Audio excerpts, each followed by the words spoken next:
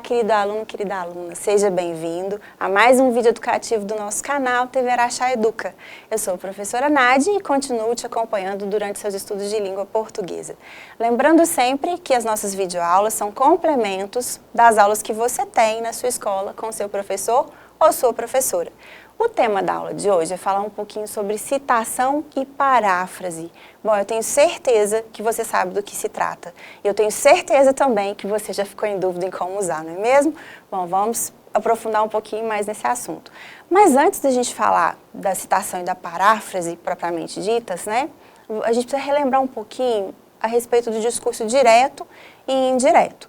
Bom, o discurso direto e indireto, eles são utilizados no gênero narrativo e eles introduzem falas do personagem. E essas falas, elas podem ser de maneira direta, como o próprio nome diz, ou indireta. Como assim?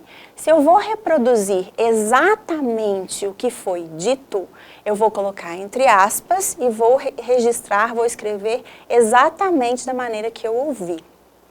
Então, o narrador, no discurso direto, ele dá uma pausa na narração e passa a citar fielmente a fala da personagem. O objetivo desse tipo de discurso é transmitir autenticidade e espontaneidade. O narrador se distancia do discurso e não se responsabiliza pelo que é dito. Bom, algumas características do discurso direto. Ele usa verbos de elocução, verbos como falar, responder, perguntar, indagar, declarar, exclamar e outros. Ele utiliza também os sinais de pontuação, então 2 pontos, travessão, exclamação, interrogação, aspas. E a inserção do discurso no meio do texto, não necessariamente numa linha isolada. Vamos lá, trouxe aqui alguns exemplos para você se lembrar.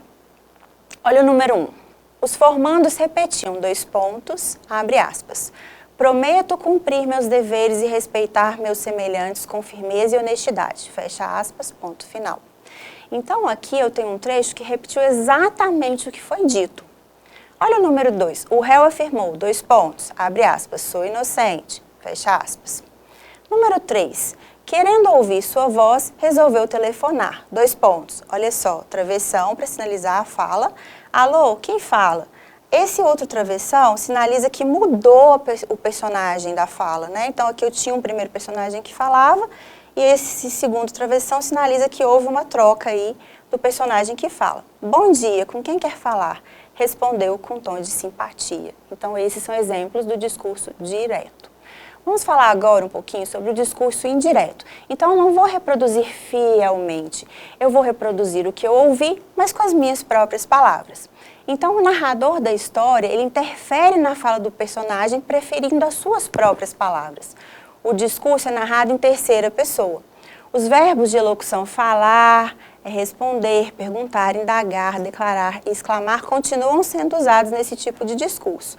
Há também a utilização do travessão. E uma estrutura muito utilizada é o verbo acompanhado da partícula que. Vamos exemplificar para vocês se lembrar do que a gente está falando. Olha o exemplo 1. Os formandos repetiam que iriam cumprir seus deveres e respeitar seus semelhantes com firmeza e honestidade. Olha só, então os formandos repetiam que iriam cumprir. Diferente do exemplo que a gente analisou aqui no discurso direto, os formandos repetiam 2 pontos. Prometo cumprir. Segundo exemplo, o réu afirmou que era inocente. Diferente do primeiro exemplo que a gente viu, o réu afirmou 2 pontos. Eu sou inocente. Exemplo 3. Querendo ouvir sua voz, resolveu telefonar. Cumprimentou e perguntou quem estava falando. Do outro lado, alguém respondeu ao cumprimento e perguntou com tom de simpatia com quem a pessoa queria falar. Então, aqui também, né, a gente tem uma estrutura de discurso indireto. Vocês perceberam que há uma transposição do discurso direto para indireto, que a gente usa introduzindo, a maioria das vezes, a partícula que. Eu trouxe outros exemplos aqui para você lembrar como seriam maneiras possíveis de fazer essa transposição. Olha só, preciso sair por alguns instantes. Disse que precisava sair por alguns instantes. Repare que eu tenho uma transição aqui do verbo também, né? Preciso sair, disse que precisava sair. Então, preciso, precisava, do tempo verbal. Sou a pessoa com quem falou há pouco. Disse que era a pessoa com quem tinha falado há pouco. Então, sou a pessoa, disse que era a pessoa com quem falou, com quem tinha falado. Não li o jornal hoje. Disse que não tinha lido o jornal hoje. O que fará relativamente sobre aquele assunto? Perguntou-me o que faria relativamente sobre aquele assunto. Não me ligues mais. Pediu que não lhe ligasse mais. Isto não é nada agradável. Disse que aquilo não era nada agradável. Vivemos muito bem aqui. Disse que viviam muito bem lá. E eu tenho um deslocamento também, uma transposição de marcadores de lugar, por exemplo, aqui, lá, isto, aquilo.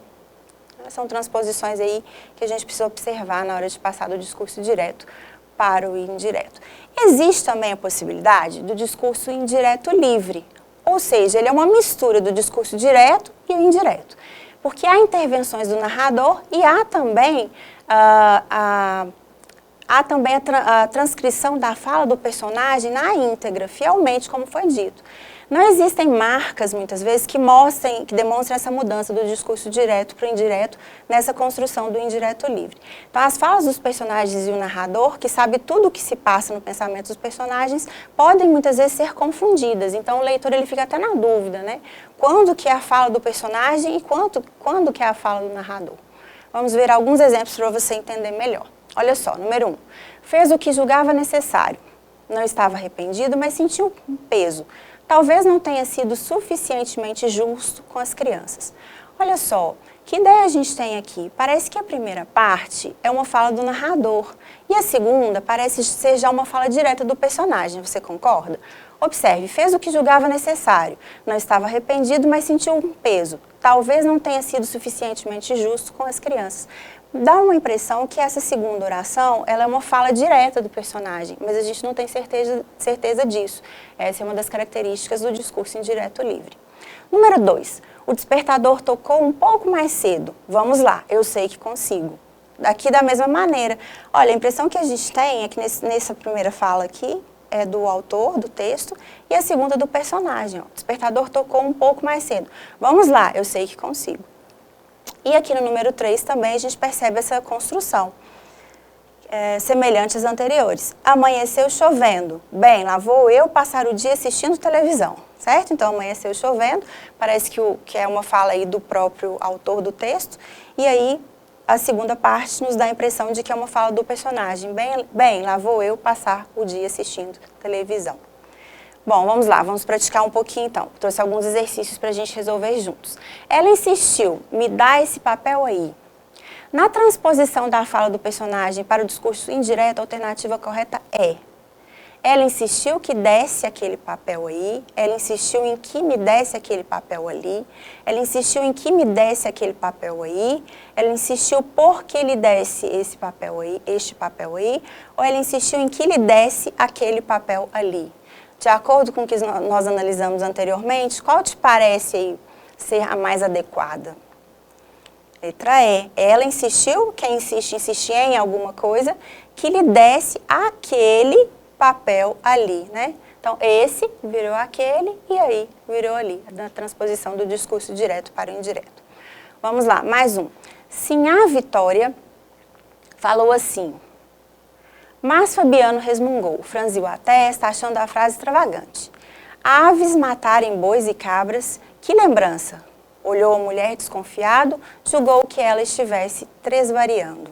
É uma passagem de Vidas Secas do Graciliano Ramos. Uma das características do estilo de Vidas Secas é o uso do discurso indireto livre, que ocorre no trecho. Vamos lá. Sinhá Vitória falou assim, Fabiano resmungou, franziu a testa, que lembrança, olhou a mulher. Então, nesse trecho de Vidas Secas que nós analisamos, aonde eu tenho essa característica do indireto livre, que às vezes me dá uma certa dúvida se a fala é do autor, se a fala é do personagem. Bom, então, nessa parte aqui, né? Aves matarem bois e cabras, que lembrança, né? Então, essa parte, que lembrança, eu fico aí na dúvida quem é que está falando esse trecho. Bom, vamos lá. Então, vamos entrar agora na parte de citação e paráfrase propriamente dito. Ambos são mecanismos de intertextualidade, então eu vou trazer uma fala de uma outra pessoa para dentro do meu texto. Essa citação ela pode vir como discurso direto ou ainda como discurso indireto. Se eu utilizo exatamente o que foi dito, eu chamo de citação. Se eu vou recontar ou reescrever com as minhas próprias palavras essa informação, eu tenho aqui uma paráfrase. Olha só, exemplo, ser ou não ser, eis a questão. Foi retirado da obra de Shakespeare, era a expressão preferida. Então, esse ser ou não ser, eis a questão, foi retirado da maneira que Shakespeare disse, ou melhor, da maneira que foi traduzido ao pé da letra, né, da obra do que Shakespeare disse. Então, a citação, ela é retomada explícita de um fragmento de texto no corpo de outro texto. É necessário mencionar o autor e colocar o texto entre aspas. E a gente vai falar um pouquinho das normas da BNT. Bom, as normas da BNT são muito importantes para que você... ao ler um artigo científico, ou escrever um artigo, um trabalho, você saiba como fazer direitinho a formatação do seu trabalho. Mas, bem rapidamente, para você entender do que se trata, a BNT é uma Associação Brasileira de Normas Técnicas e ela tem a função aí de reger, né, de direcionar um padrão para que a gente apresente essas citações dentro do texto.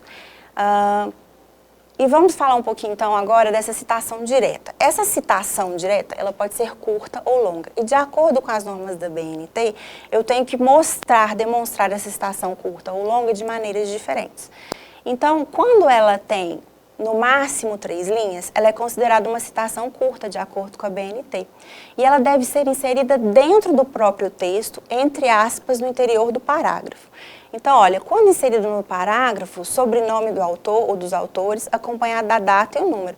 Então, eu posso começar assim, ó, para Teixeira, abro parênteses, ponho o ano, ponho a página, e aí eu começo, abro aspas, a ideia de que a mente funciona como um computador digital e que este último pode servir de modelo ou metáfora para conceber a mente, etc. Então, olha só. Coloco o sobrenome do autor, ano, página, fecho aspas, fecho parênteses, abro aspas e coloco a citação. Então, essa seria uma possibilidade para fazer uma citação direta curta. Outra possibilidade, quando eu quero citar quem é o autor da frase no final. Então, eu já começo meu parágrafo aqui com as aspas, certo? Abro, fecho, finalizo com ponto e coloco aqui, ó, sobrenome, vírgula, ano, página. Então, essa seria uma outra maneira. E a citação, visualmente falando, é fácil a gente identificar no artigo científico uma citação direta curta. No texto, olha só como eu tenho. Então, ela é parte integrante do texto, né? Eu não tenho um distanciamento maior, eu não tenho uma letra diferente, um tamanho de letra diferente. Então, aqui tem um exemplo, né, de uma citação direta curta inserida dentro do próprio texto, como indica a BNT. Vamos falar agora das citações indiretas longas. Então, aquelas citações que têm mais de 3 linhas. Elas devem aparecer em um parágrafo separado do meu texto. E o espaçamento das entrelinhas, o distanciamento dessa citação com o parágrafo anterior e posterior é um pouquinho diferente, assim como a margem também. Então, eu tenho aqui alguns exemplos. Então, eu vou colocar para Barros e Lefebvre, coloco o ano, coloco a página, entre parênteses, 2 pontos, né? Abro aqui a minha citação. Se eu não vou fazer a citação na íntegra, eu ainda posso abrir colchetes com reticências. Olha aqui um segundo exemplo. Posso fazer citação longa também e mencionar no final da citação, como a gente fez na citação curta, o autor ou os autores, o ano, a página. E visualmente falando, como que isso fica no texto? Então, eu tenho o texto e olha aqui, eu tenho um recuo maior aqui, uma margem diferenciada, o tamanho da letra é diferente, o espaçamento entre as linhas também é diferente. Então, observo aqui o modelo de uma citação direta longa, de acordo com as normas da BNT. Bom, e a paráfrase? O que é paráfrase? Então, é a recuperação de um texto, mas não é uma citação, porque eu não vou reproduzir exatamente as palavras, né, da outra pessoa. Eu vou traduzir aquela ideia com as minhas palavras. Então, eu não preciso usar aspas, mas eu preciso, de toda maneira, citar quem é o autor daquela frase. Trouxe um exemplo de paráfrase para a gente entender melhor. Olha só, o texto original dizia o seguinte: quando uma mulher cruzava a rua, foi atropelada por um carro. O motorista fugiu e não prestou socorro, porém algumas pessoas conseguiram anotar a placa. A vítima foi levada ao hospital mais próximo e os médicos disseram que sua condição é estável. Então, esse foi o trecho do discurso direto aqui da citação. Quero parafrasear esse trecho. Então, ao cruzar a rua, um carro atropelou uma mulher. A placa foi anotada por testemunhas no local, o motorista ignorou o acidente que causou e fugiu. Um hospital nas proximidades recebeu a vítima e os médicos falaram que seu quadro é estável. Percebeu a diferença de uma citação e de uma paráfrase? Bom, vamos lá, vamos analisar um pouquinho mais. Lembra que a gente viu aquele texto do Shakespeare, ser ou não ser, eis a questão? Bom, no original, na língua inglesa, ele é to be or not to be, that's the question. E olha só, se eu quero fazer uma paráfrase, né? To be or not to be, that's the question. Isso foi o que Oswald de Andrade fez no Manifesto Antropofágico, visando aí, né, a promoção da nossa independência cultural, né, a questão da antropofagia, né, da gente ter a nossa própria literatura, enfim, né, questões literárias que a gente vai estudar e aprofundar um pouquinho mais à frente. Mas olha só, a gente tem aqui uma citação no original e aqui a gente tem uma paráfrase, né, que o Oswald de Andrade reconstruiu aí, né, o que seria. Bom, vamos lá, mais exemplos. Agora a gente vai falar um pouquinho da paráfrase e da paródia.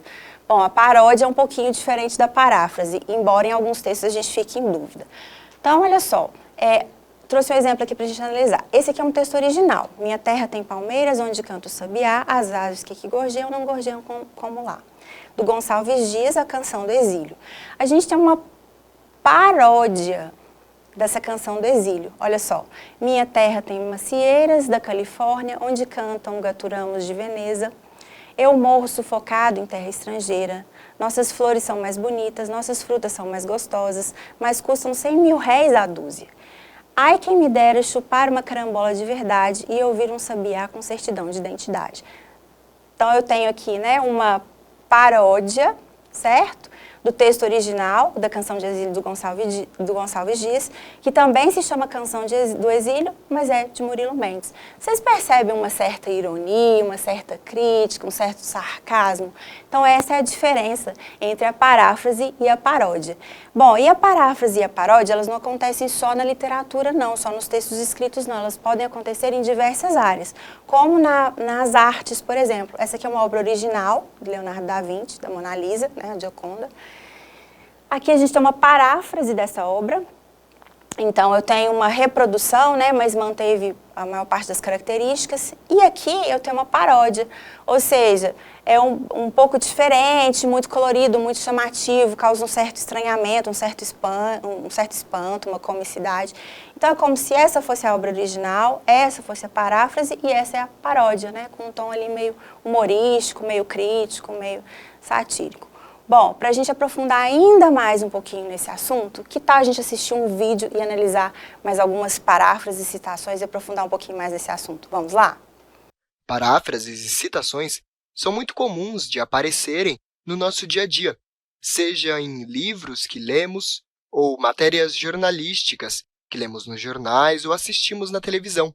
Além disso, as paráfrases e citações também costumam aparecer com frequência em conversas no nosso dia a dia. O motivo das paráfrases e das citações surgirem em vários diferentes contextos do nosso dia a dia é que elas são utilizadas para ressaltar algo que alguém disse. Ao longo desse vídeo, nós iremos falar então sobre as paráfrases e sobre as citações.